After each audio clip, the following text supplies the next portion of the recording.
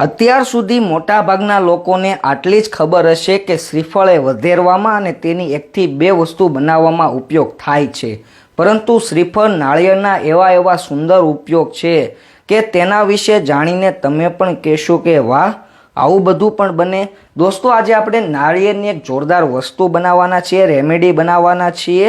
તો વિડીયોને શરૂ કરીએ તે પહેલાં કોમેન્ટ કરો કે તમે કઈ જગ્યાએથી વિડીયો જોઈ રહ્યા છો, તો અમે તમને સ્પેશિયલ થેન્ક્સ કહી શકીએ। અને દોસ્તો, છેલ્લું સ્પેશિયલ થેન્ક્સ ગોબરભાઈ જેસરવાળાને જાય છે। તો હવે આપણે સૌથી પહેલાં તો શ્રીફળ લઈ લેવાનું છે અને જે શ્રીફળની ચોટી હોય, મતલબ કે છાલા કાઢી નાખીએ એટલે જે ચોટી હોય ત્યાં આવા 3 કાણા હોય, એમાંથી એક કાણું કરીને મતલબમાં એક છિદ્ર પાડીને આપણે તમામ શ્રીફળની અંદરથી પાણી કાઢી લેવાનું છે।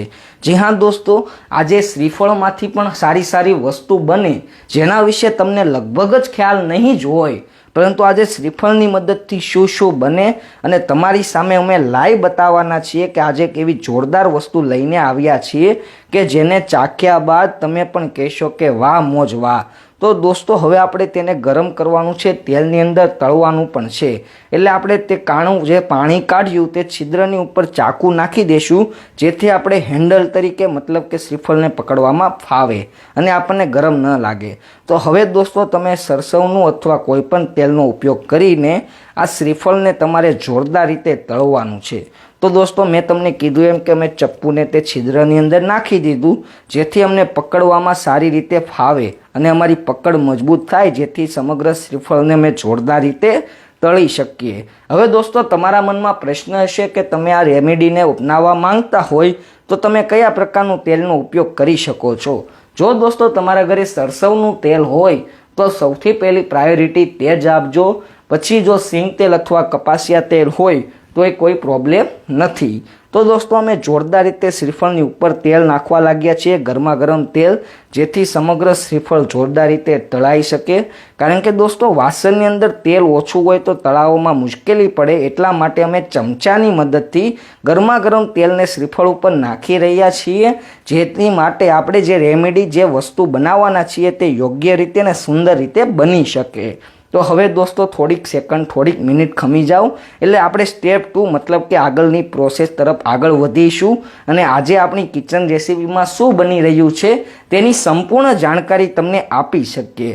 તો બસ દોસ્તો, હવે આપણી વસ્તુનું સ્ટેપ 1 પતી ગયું છે, મતલબ કે આપણી તળવાની પ્રોસેસ પતી ગઈ છે। હવે દોસ્તો, આપણે જોરદાર રીતે ગરમા ગરમ તેલમાંથી તે શ્રીફળને એક બાઉલની અંદર અથવા કોઈ બીજા વાસણની અંદર લઈ લેશું। તળાઈ જાય પછી દોસ્તો, બાઉલમાં બરફ નાખીશું અને થોડુંક ઠંડુ થવા દઈશું। હવે થોડાક સમયમાં ઠંડુ થઈ જાય પછી તમારે સ્ટેપ 2 તરફ આગળ વધવાનું છે અને તમારે હવે ગેસને ફરી એકવાર શરૂ કરવાનો રહેશે। તો દોસ્તો, તમને એક હિન્ટ આપી દઉં કે આ વસ્તુ તમને ખૂબ પસંદ હોય છે અને માટે જ તમે દુકાનમાં વસ્તુને ખરીદવા જતા હોવ છો અથવા તો તે સ્વાદને ચાખવા જતા હોય છો। તો હવે દોસ્તો, આપણે ગેસની ઉપર આ શ્રીફળને જોરદાર રીતે શેકીશું, મતલબ કે સ્ટેપ 1 સૌથી પહેલાં આપણે સરસવ અથવા કોઈ પણ તેલની અંદર તળીશું અને પછી બરફની ઉપર ઠંડુ કરવા મૂકીશું અને પછી થોડાક સમય બાદ આપણે ફરીથી શેકવા લાગશું। જી હા દોસ્તો, નારિયેળની મદદથી આજે તમારી બધાની ફેવરિટ છે જ તે 100% અને એ વસ્તુ બનાવવાના છીએ અને તમે આ વસ્તુને જોયા બાદ કહેશો કે વાવ, આટલું ઇઝી છે આ બનાવવું, હવે તો અમે ઘરે જ ટ્રાય કરશું।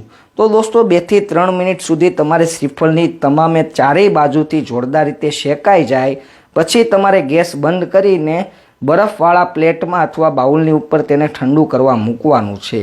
હવે તમને એમ થતું હશે કે ભાઈ, બરફની ઉપર જ કેમ ઠંડુ? સાહેબ, ગરમા ગરમ વસ્તુને ફ્રીજમાં ક્યારેય ઠંડી કરવા ના મુકાય, કારણ કે તે આપણી ફ્રીજ એ ઇલેક્ટ્રોનિક વસ્તુ કહેવાય એટલે તેની હંમેશા ના જ પાડવામાં આવે છે। માટે આપણે કોઈ રિસ્ક ના લઈએ અને બરફની ઉપર ઠંડુ કરવા મૂકી દઈએ તો આપણે આ રેસીપી, આ વસ્તુ બનાવવામાં આપણને જોરદાર રીતે મદદ મળે અને સરળતાથી આપણે કરી શકીએ।